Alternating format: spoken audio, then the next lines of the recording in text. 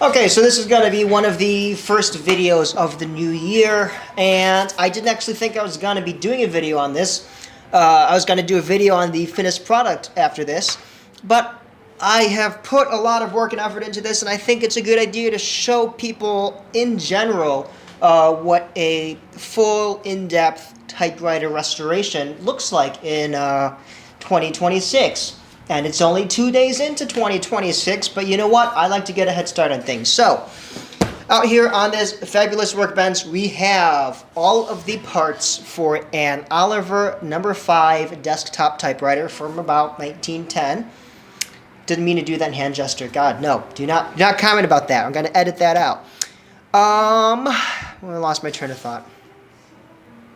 The base of the machine frame, and a few of the internals are in the back room waiting to be cleaned, but everything out here has been individually cleaned, individually polished, and yeah, it's looking fantastic. I'm super excited for this machine to go together, and what I'm most excited about is that the customer who owns this machine actually intends to use it as his daily driver, which is going to be excellent, but it also means we have a lot of intense adjustments to do after assembling the entirety of the machine. So I am procrastinating doing all of that work by making this video.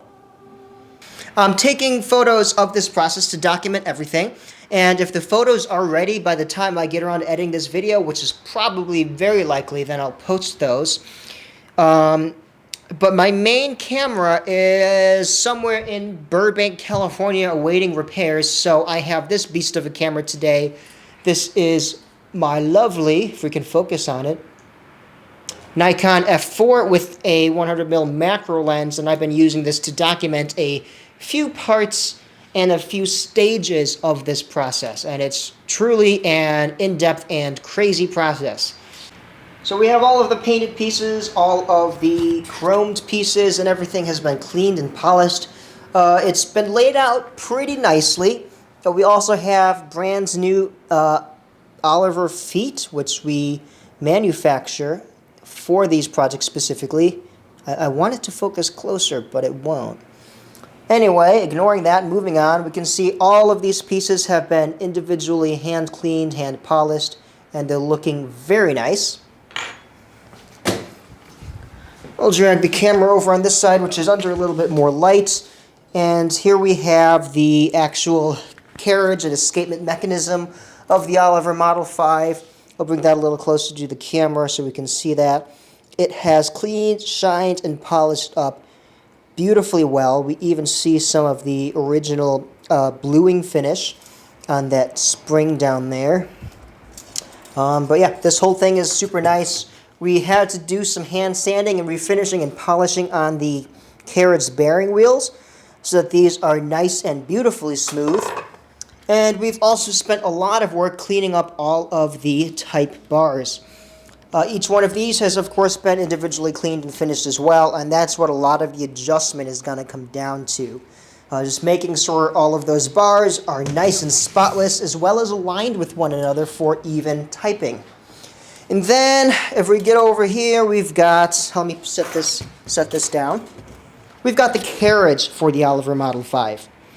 Now, this carriage has all new rubber. I completed that in December, early on in December, and it came out absolutely magnificent. It is gorgeous. It is shiny. It is clean.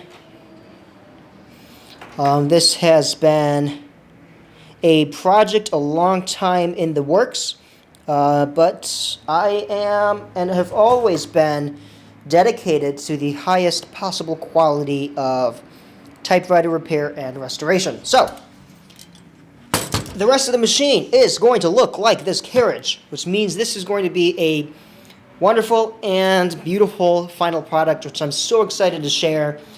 And, yeah, I think I've done enough talking for now. Gotta turn the camera on.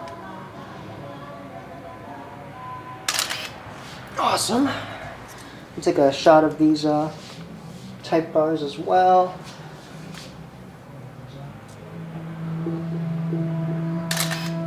Okay.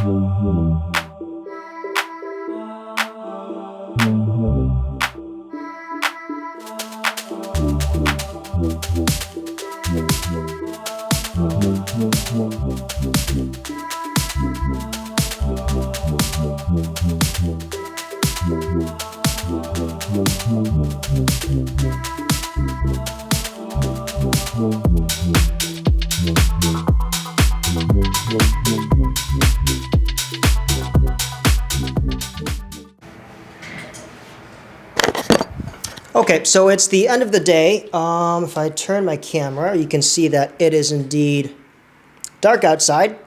And I have spent pretty much the entire day working on cleaning and polishing this Oliver 5. And took a lot of work. I will have to come back tomorrow and do a little bit more fine detail work, but we're pretty much where I want to be with it.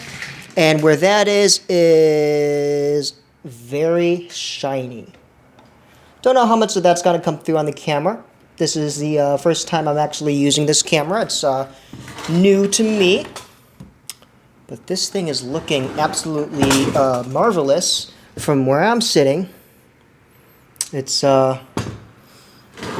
truly a beautiful, beautiful machine.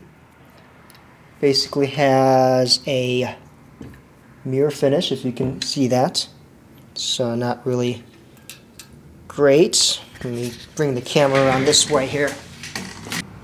Yeah, basically a mirror finish on this machine. Absolutely beautiful. I've never seen lacquer this shiny before.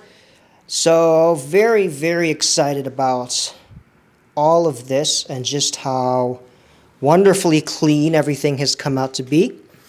If we saw in the kind of before section, this thing was super dirty and super gross. And now it is super clean and super not gross. So yeah, that is what was worked on today. And tomorrow we're going to start working on assembly. I'm hoping this will be done by the end of my work week, which ends on Sunday. But I'm not entirely sure. This might extend a little bit into the next week, say Wednesday or Thursday.